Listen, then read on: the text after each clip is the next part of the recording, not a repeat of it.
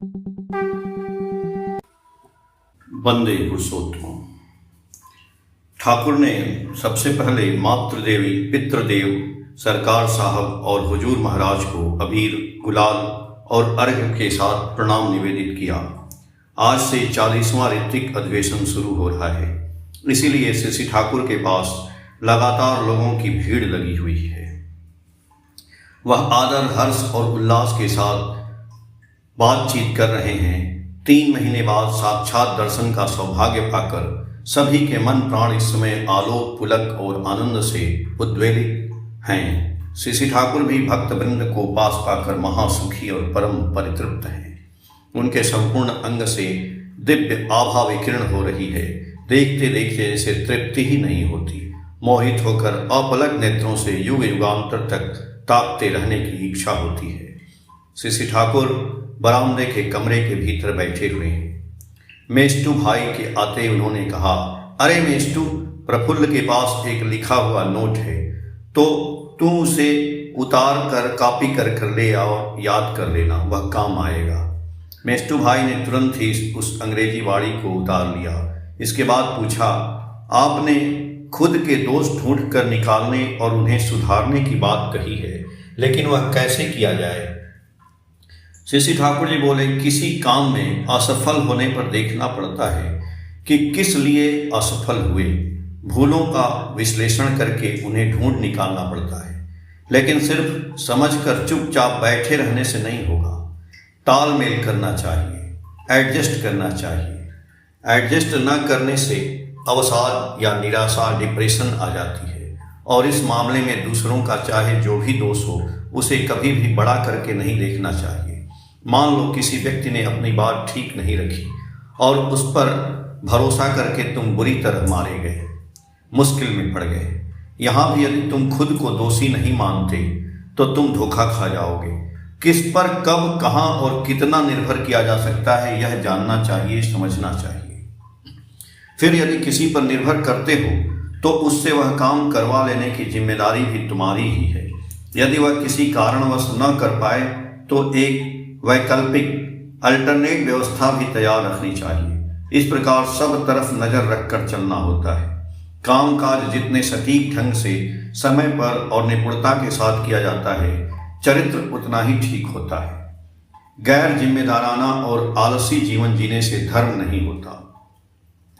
एक विषम परिस्थिति और टेढ़े मेढ़े इंसान को कौन कितनी कुशलता पूर्वक संभाल कर सकता है, उसे देखकर ही समझ आता है कि वह कितना इंटेलिजेंट, बुद्धिमान और एडजस्टेड यानी नियंत्रित और संतुलित है। तो तुम्हारी बात नहीं मानता, उसे जबरदस्ती या डर दिखाकर यदि तुम अपनी बात मनवाना चाहते हो तो तुम उसे और अधिक खो दोगे। वहाँ तुम्हें सहनशीलता और धैर्य के साथ इस तरह चलना होगा जिससे वह तुम्हारा आदर करे और तुम्हारी बात मानकर खुद को धन्य समझे।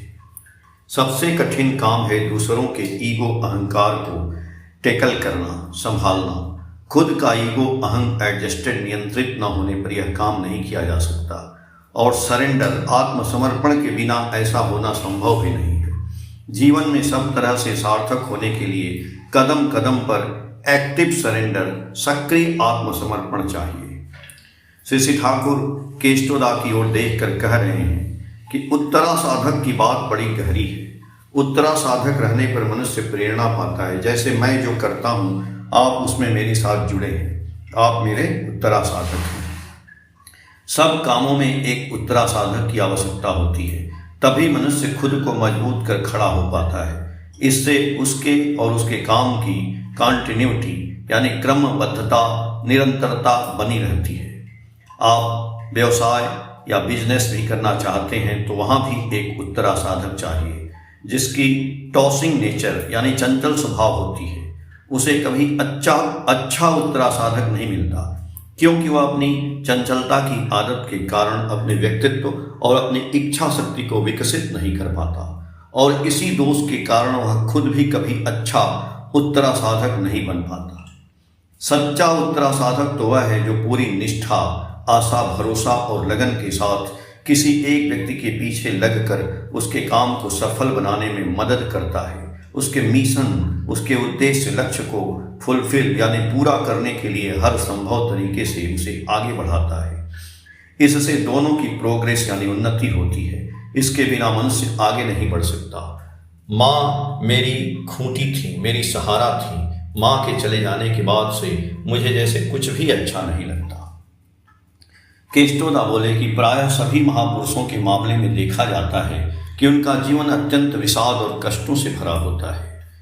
श्री ठाकुर जी बोले यह शिष्यों की इनकैपेबिलिटी, सामर्थ्यहीनता या अक्षमता के कारण होता है। महापुरुष ऑलवेज क्रूएल टू देमसेल्व्स, हमेशा खुद के प्रति निष्ठुर होते हैं, क्योंकि वे हमेशा आसपास के परिवेश और हर व्यक्ति के कल्याण में व्यस्त रहते हैं। वे जैसे दूसरों के लिए खुद को पूरी तरह खाली यानी न्यौछावर करने ही इस जगत में आते हैं। उन्हें अपने बारे में सोचने का समय कहाँ मिलता है। ऐसी स्थिति में यदि इन्वायरमेंट, परिवेश या आसपास के लोग थोड़ा प्रतिपरायण, अफेक्शनेट या संवेदनशील हो, तब वे थोड़े आराम और शांति से रह पाते हैं। मैंने सुना है बुद्ध देव एक बार किसी शिष्य के घर उपस्थित हुए तो उन्होंने तरह तरह की युक्तियां अपनाकर अपने शिष्यों में से किसी को भी बासी या खराब भोजन नहीं खाने दिया। उन्होंने खुद उसे ग्रहण कर लिया, लेकिन शिष्य उस विपदा को टैक्टफुल्ली, समझदारी से संभाल नहीं पाए। खुशी खुशी बुद्ध देव को वह खराब भोजन खाने की भूल से वे उन्हें रोक नहीं सके। उसका परिणाम जो होना था वही हुआ, वे बीमार पड़ गए। प्रत्येक प्रॉफिट यानी प्रेरित पुरुष या पैगंबर को देखा जाता है कि वे सभी के लिए जो कुछ भी कर सकते हैं उसे करने में रत्ती भर भी कमी नहीं छोड़ते, किंतु इन्वायरमेंट, परिवेश उनके लिए जितना कुछ करना चाहिए वह प्रायः नहीं करता। जब तक मनुष्य अपनी वृत्तियों, स्वार्थ से ऊपर नहीं उठता, तब तक पूरी सजगता के साथ उनकी सेवा करना या उन पर ध्यान रखना संभव ही नहीं हो पाता।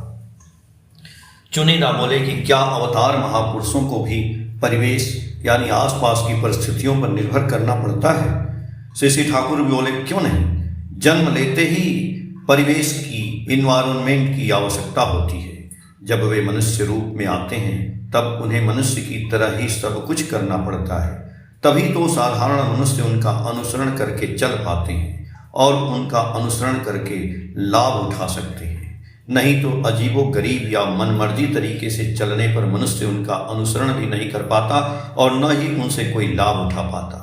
वे अपने प्राणपन, प्यार और सेवा से इन्वायरमेंट, परिवेश को और अधिक रिचर, समृद्धर बना देते हैं, लेकिन इसके लिए परिवेश में भी उनके प्रति उतना ही रिस्पॉन्सिबल अटैचमेंट, उत्तरदायित्वपूर्ण अनुराग होना चाहिए, तभी बात बनती है।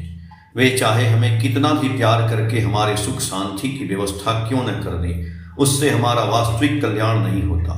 जब तक कि हम खुद निष्काम यानी बिना किसी प्रत्याशा के होकर उन्हें अपने प्राणों से प्यार न करें और उनकी सेवा यत्न न करें।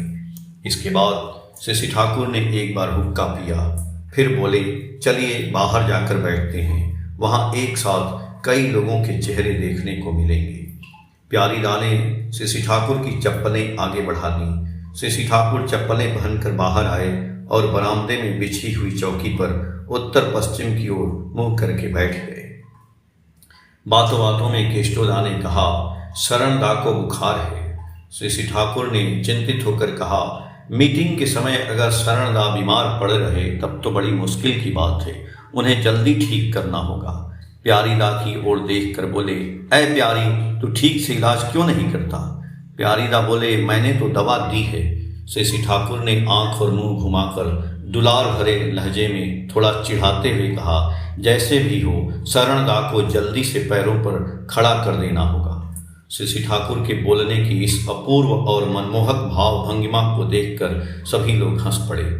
थोड़ी देर बाद यशोहर जयसोर के विनोद दादा ने अपनी अभाव और सुविधाओं की बात सामने रखी और जानना चाहा कि अब वे क्या करें। श्री ठाकुर ने बड़े दर्द और सहानुभूति के साथ कहा, बाबा, क्या पैसा कभी पैसा देता है?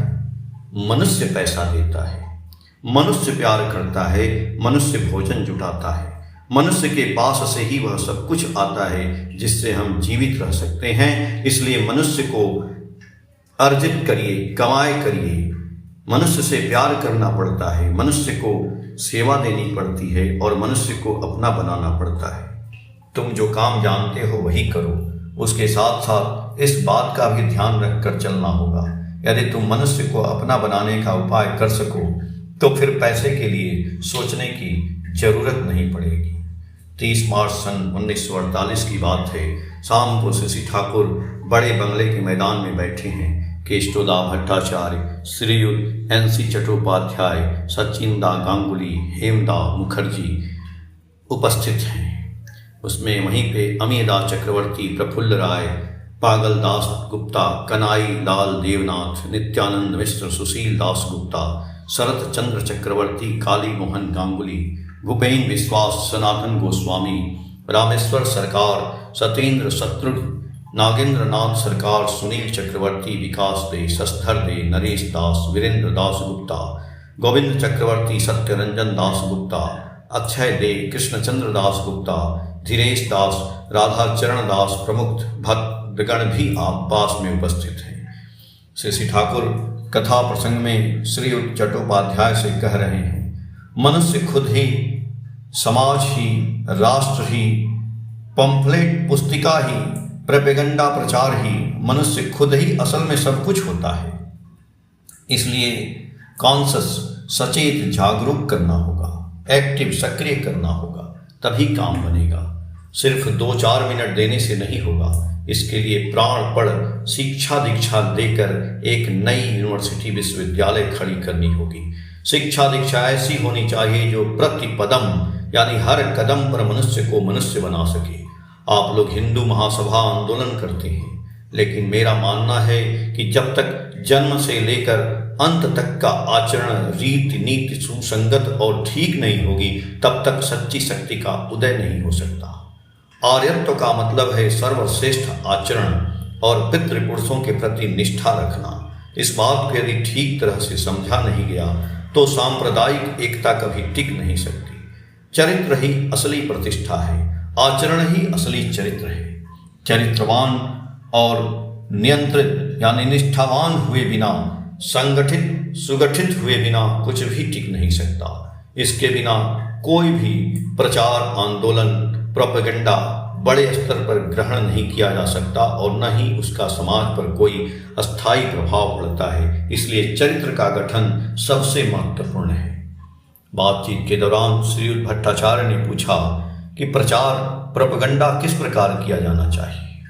शशि ठाकुर श्रीयुत चट्टोपाध्याय की ओर देखते हुए बोले, प्रचार का ढंग ऐसा होना चाहिए जो प्राणों को छू ले। उसमें बुद्धि, तर्क और अनुभव का सही सामंजस्य होना चाहिए। बोलने की कला, समझाने का तरीका और प्रेजेंटेशन यानी प्रस्तुतिकरण ही मुख्य भूमिका निभाते हैं। लीक तैयार करनी होगी, श्रीयुत चट्टोपाध्याय जी बोले, तभी एस्पिरेशन, आकांक्षा, उद्देश्य को आगे बढ़ाया जा सकता है। शशि ठाकुर जी बोले, इंस्पिरेशन, प्रेरणा ही असली चीज है। लव यानी प्रेम, अनुराग ही सब कुछ है। कुल मिलाकर बात यह है कि बिना गहरे लगाव और निष्ठा के कोई भी काम अस्थायी रूप से फलीभूत नहीं हो सकता। शैलेंद्र दा बोले कि कृपा करके इस बात को थोड़ा और स्पष्ट करें। शशि ठाकुर जी बोले, हाँ, कृपा का मतलब मैं समझता हूँ करके पाना। जो व्यक्ति व्यवहारिक रूप में जितना सदगुरु के निर्देशानुसार करता है वह उतनी ही उनकी दया का अनुभव करता है। रामकृष्ण ठाकुर ने कहा है, ईश्वर की कृपा की हवा तो चल ही रही है, तू बस पाल उठा दे। उनकी दया को प्राप्त करने के लिए अपनी तरफ से जितना करना जरूरी है वह तो करना ही होगा। इसके बाद श्रीयुत चट्टोपाध्याय प्रणाम करके विदा हुए। एक दादा का किसी कारणवश गुस्सा आया हुआ है। वे शशि ठाकुर के पास आकर क्षोभ, दुख, नाराजगी के साथ तरह तरह की बातें कह रहे थे। बातों बातों में उन्होंने कहा, मैं इस समय जो कुछ भी कर रहा हूं वही मेरा दोष बनकर सामने आ रहा है। शशि ठाकुर जी बोले, बिगड़े हुए मिजाज के साथ हम जो भी व्यवहार करते हैं वही दोषपूर्ण हो जाता है। जो व्यवहार मनुष्य को संतुष्ट यानी शीतल नहीं करता, शांत नहीं करता, उत्फुल्ल और प्रसन्न नहीं करता, वह व्यवहार लोगों के लिए प्रिय और आदरणीय बहुत कम ही होता है। हेमदा मुखोपाध्याय ने शशि ठाकुर से कहा, गुरुदास के साथ अगर मेरी बेटी की शादी हो जाए तो मैं फ्री यानी दायित्व मुक्त हो सकता था। आपकी अनुमति हो तो मैं बात आगे बढ़ाऊं। श्री ठाकुर जी बोले, ऋत्विकों के संबंध में मेरी बात यह है कि उनकी ऋत्विकी पूर्ण होने के बाद विवाह करना अच्छा है, अन्यथा आपका बोझ तो कम हो जाएगा लेकिन गुरुदास बोझ से दब जाएगा। खैर, आप प्रयास में रहिए, लेकिन ऋत्विकता का काम छोड़कर बेटी के लिए वर ढूंढने मत जाइएगा। काम करते करते यदि कोई जरिया मिल जाए तो अच्छा है। वैसे तो हमने बहुत नुकसान किया है। हमारे पास एबिलिटी यानी सामर्थ्य थी, पॉसिबिलिटी संभावना थी, लेकिन हमने उस तरह से लगकर कुछ खास किया नहीं। जय गुरु।